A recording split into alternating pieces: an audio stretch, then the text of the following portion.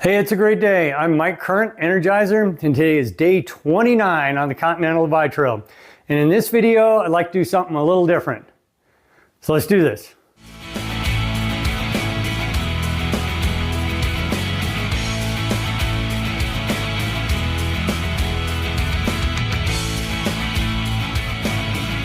In today's video, I'd like to talk about things that have worked and things that haven't worked so far on my CDT through hike. As you know, I put out 9 prep videos before getting on trail. So yeah, what did I get right and what did I not get right? Well, for the most part, I got everything right. You know, this is my 3rd through hike, so you would think I've got some lessons learned already down. I got most things right. Some things that I've gotten right, I'm really happy with, and I want to talk about those. And some things, yeah, didn't go so well. So the first thing I would like to talk about is my Hyperlight Southwest backpack. This one is a new one. I use the same type of backpack on PCT and AT, but I got a new one for the CDT. But the last one, the frame was size large. This is a size medium frame. I went with a smaller frame because I always thought the other one was resting too low on my back, and I'm so glad I did. This one, the strap fits up on top of my waist instead of around the waist, and so I don't have to cinch it down as tight. I don't have rubbing issues. It just goes to show you having the right frame to fit your body is so important, and I'm glad I went with the medium frame instead of the large frame. For my Z-Packs duplex tent, this is the same one I used on the PCT and AT. But as you know, within the first 100 miles, the zippers went bad, and I had to hand sew one side shut, and in Pie Town, I sewed another zipper in. Maybe I should have spent more time looking at the zippers before I started this through hike. They seem to work okay, but yeah, just something I had to deal with on this hike. The material is fine. It was just the zipper went bad. The next item is my Neo X-Lite Air mattress. On the PCT and AT, I went with the women's cut version, shorter, narrower one. This time I went with the regular wide. Not a wide guy, I'm not a big guy, but I wanted that extra room because I am a side sleeper and I like to curl up my feet at night and my legs at night. And I'm so glad I did. My nighttime sleep, moving back and forth, is so much better, and that increases my recovery.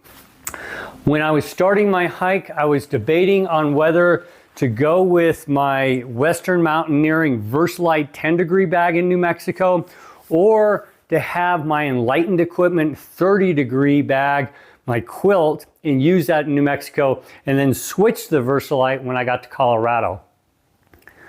I am so glad I went with the Versalite because although New Mexico is hot, get up in those higher elevations, it's also very cold at night. As soon as that sun goes down, it gets cold, and I've been staying really warm with the Versalite. Now, some of you have been asking about the Gila River. How did I protect my feet with the wet shoes and socks all day long? Well, when I got to Silver City, I went into the outpost there and I got a roll of Leuco tape. And before I started the Gila River and the 200 crossings, I taped the heck out of my feet.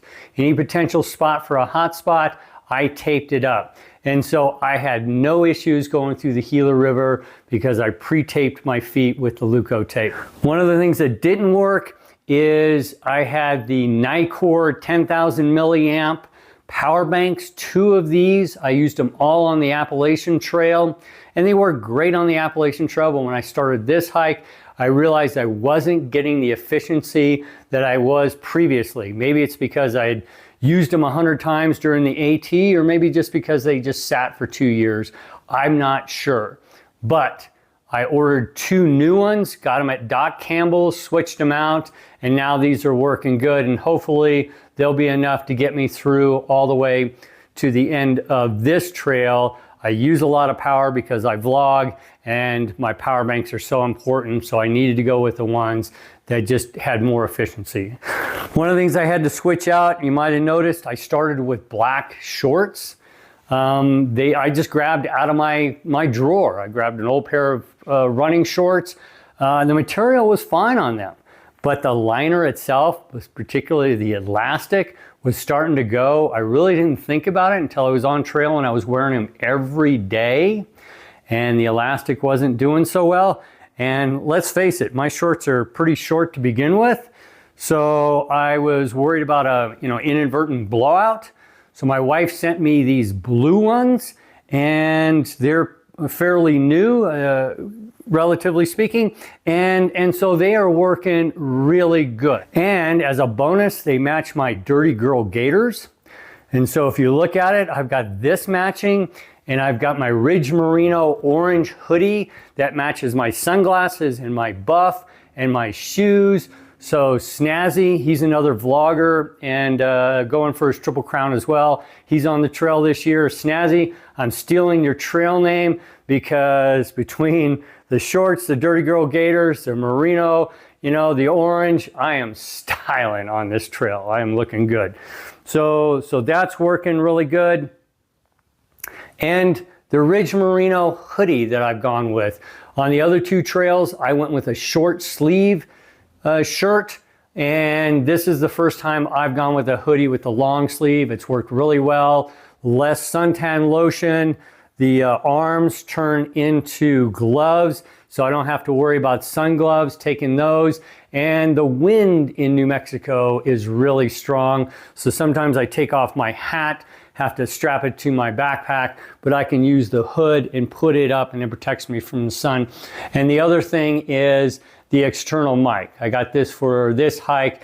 Like I said, it's real windy in New Mexico. The wind, the external mic, and the wind buffer takes a lot of that sound, the wind sound out. Sometimes in my videos, I don't have this mic on because it's kind of a pain to get out. And sometimes I understand the sound is pretty hard to hear, but when I can, I do take it out and try to make a better sound for you. And the last thing is fitness. I came on trail with my trail legs, was doing great miles, and the last 600 miles have only honed my trail legs even so much more so. But the zeros I've taken have really helped in my recovery. So I'm going to be going into Colorado in far better shape than when I went into the Sierra on the Pacific Crest Trail. Now this is my fourth zero I've taken.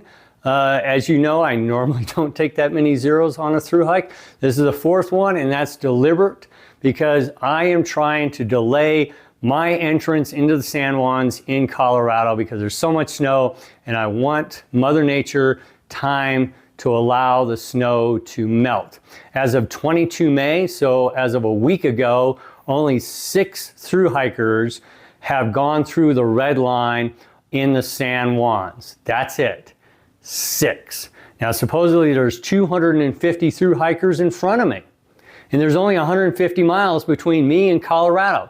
So where are all those thru hikers? Well, some of them of course are on the trail in those 150 miles. Some of them might be holed up in Chama waiting for the snow to melt. Some of them have gone home for a couple weeks and waiting for the snow to melt. Some of them have flipped forward. They've gone into Wyoming or someplace like that, and where there isn't snow, and they're hiking that, and they're going to come back and hike Colorado when there's no snow. Some of them have done that, and a lot of them, what they've done is they have taken the lower route where there isn't that much snow or there's no snow, and they're going through Colorado, but they're not staying on the Continental Divide Trail. They're taking one of the lower alternates. And I might be forced to do that. I know that. I might be forced to do that. When I get there, the snow might still be too high in the San Juans, but right now I'm giving Mother Nature its chance to get rid of that snow. So if when I go through, it'll be manageable. There'll still be snow there, but it'll be manageable, and I will be able to experience that part of the Continental Divide Trail. So those are the things that have worked so far and worked nicely on the trail, and some of the things that haven't worked. I will be taking off tomorrow, getting back on the trail. This next section, I'm going to be dealing with a fire closure. one of the things you got to deal with when you're on a thru hike, and I will be rerouting around that and working through that. Should be pretty interesting. See you next time.